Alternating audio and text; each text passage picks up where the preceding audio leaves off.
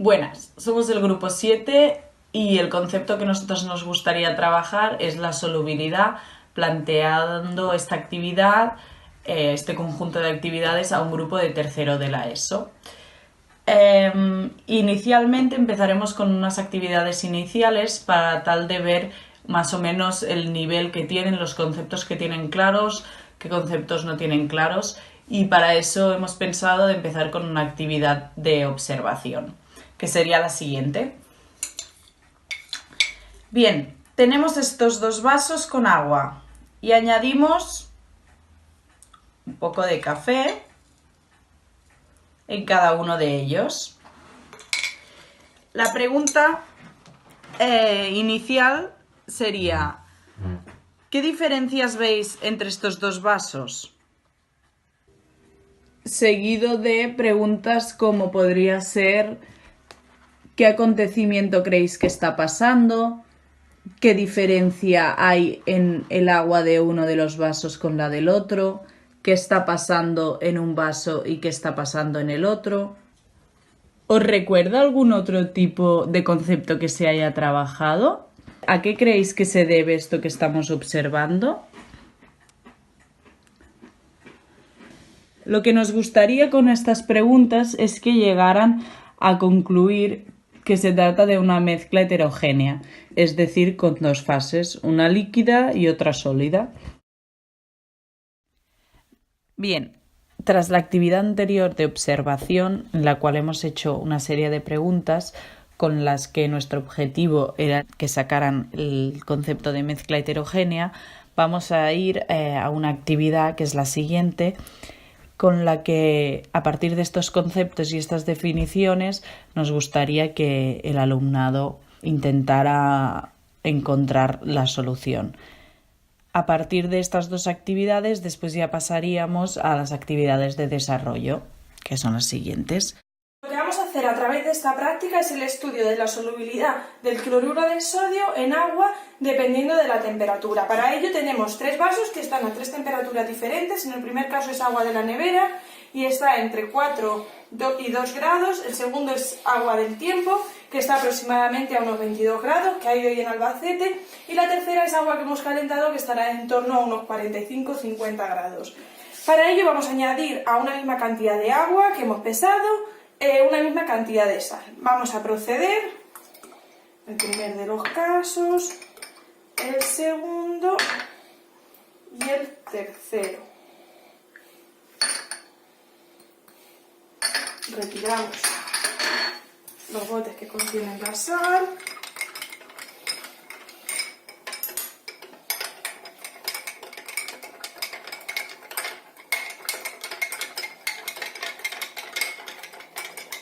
Lo que debemos de esperar es que en el primer caso, en el que tenemos el agua más fría, la solubilidad de la sal, del cloruro sódico, sea menor que en los otros dos casos en los cuales el agua está a una temperatura superior.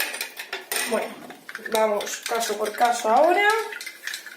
Este es el caso en el que tenemos el agua, recordemos, a unos 4 grados aproximadamente, tal vez un poquito más. Y vemos que después de vigorosa agitación no somos capaces de llegar a una disolución total de nuestra sal. Podemos ver de hecho que si paramos de agitar se forma un precipitado en el fondo que corresponde a la sal que no se precipita. Esperamos ahí un poco y vemos cómo precipita, lo podemos ver ahí al fondo. Vale, pues ahora lo que vamos a hacer es filtrar, de modo que vamos a quitar la sal que está en exceso y que no hemos sido capaces de disolver. Y dejaremos solo aquella que sí que se ha disuelto. Ahora se ve mejor el precipitado en el fondo. ¿Vale? Eso corresponde a la sal que no hemos sido capaces de disolver. Filtramos. Nos hemos filtrado de modo tal que nos ha quedado casi toda la que no se solubilizaba en el fondo del vaso. Y el filtro está prácticamente limpio. Vale, y esta es nuestra disolución. Aquí en el segundo de los casos, recordemos, tenemos agua a temperatura ambiente y esperamos que la solubilidad de la sal a esta temperatura sea mayor que en el caso precedente, que estaba a 4 grados. Vemos que la solución es menos turbia que en el caso anterior.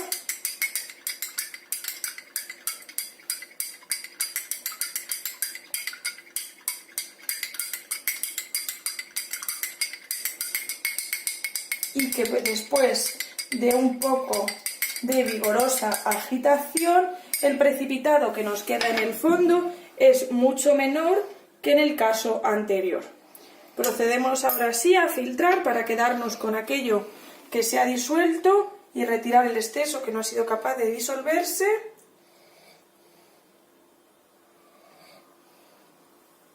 Y ahora sí, tenemos nuestra solución de cloruro de sodio en agua a temperatura ambiente. Vamos ya con el tercer de los casos, que era agua caliente,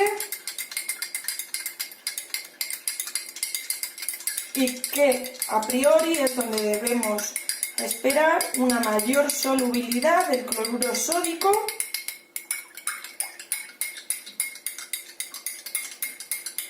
Agitamos vigorosamente durante un corto periodo de tiempo.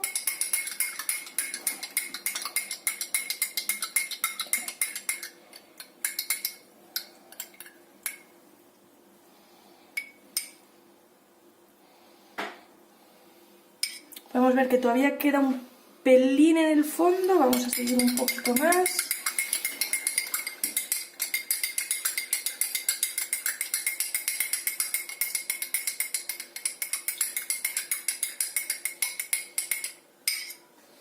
Y ahora ya sí la cantidad en el fondo es mínima, igualmente vamos a proceder a filtrar para que se vea más claro. Pero vemos que la cantidad que nos ha quedado de sal, ahí se puede ver, es mínima. Ahora lo que vamos a hacer es meter nuestras 3 soluciones en el frigorífico y ver qué pasa en cada una de ellas. Después de un tiempo en la nevera podemos ver cómo nos ha precipitado en los 3 casos cloruro sódico. Este es el caso en el que inicialmente el agua estaba a 4 grados, este es el caso en que inicialmente estaba a temperatura ambiente, 22 grados, y esta que estaba en torno a unos 45 grados. Vemos que la cantidad de sal que ha precipitado aumenta conforme la temperatura inicial era mayor. Esto es debido a que en el primer caso en el caso en el que la temperatura era más alta, hemos sido capaces de disolver mayor cantidad de sal, mientras que en el caso en el que el agua estaba inicialmente a unos 4 grados, simplemente por agitación hemos conseguido disolver un poquito, pero que luego, una vez que hemos parado el vaso y la hemos metido en el frigo de nuevo, ha precipitado ligeramente. Y vamos ahora a ver un segundo ejemplo en el cual, en vez de estudiar cómo se comporta un sólido, una sal en este caso, en una disolución acuosa, vamos a ver cómo se comporta un gas en una solución acuosa. Adelante, Manu. Muy buenas, ya os habrán contado que la solubilidad aumenta o disminuye en función de diferentes parámetros y habrán hecho una prueba con vosotros con la temperatura. Pero quiero demostraros que no siempre es así. No siempre aumenta la solubilidad con la temperatura. Y vamos a probarlo con una Coca-Cola. Fijaros, la Coca-Cola, a efectos prácticos, es como si fuera una disolución de dióxido de carbono con otros componentes y otros solutos de dióxido de carbono en agua. ¿Qué le pasa a la Coca-Cola o qué pensáis que pasará cuando le aplicamos calor? Es decir, cuando la agitamos. Efectivamente, que sale el dióxido de carbono en forma de burbujas porque la solubilidad de dióxido de carbono en agua es de las pocas disoluciones que disminuye su solubilidad al aumentar la temperatura. Por eso, cuanto más fresquita está o cuanto más fría está, mejor se disuelve el dióxido de carbono en la Coca-Cola. Como no hay mejor experimento que el que se ve y se siente, fijaros chicos, cómo al aumentar la temperatura, es decir, le estoy aplicando energía cinética que se está transformando en calor y salen todas las burbujas. ¿Vale? A vuestra salud. A través de los diferentes experimentos realizados podemos llegar a varias conclusiones. La solubilidad depende de diferentes parámetros y además cada sustancia actúa de diferente manera, ya que poseen características diferentes. En el caso práctico del cloruro de sodio se puede observar cómo al aumentar de temperatura y mediante agitación podemos aumentar su solubilidad. Este fenómeno está representado en la gráfica que estamos mirando, ya que se interpreta la solubilidad del soluto frente a la temperatura. En el caso del cloruro de sodio podemos observar cómo la solubilidad va aumentando gradualmente conforme va aumentando la temperatura. Además, al disminuir la temperatura se puede ver cómo la sal que se encuentra saturada acaba precipitándose. En cambio, gracias al experimento del dióxido de carbono o de la famosa Coca-Cola, podemos observar que al aumentar la temperatura o mediante agitación sale el dióxido de carbono en forma de burbujas o en forma de gas. Y por tanto, al aumentar la temperatura disminuye su solubilidad.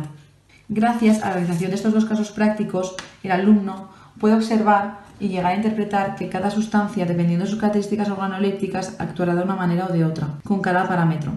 En este caso lo hemos podido comprobar con la temperatura.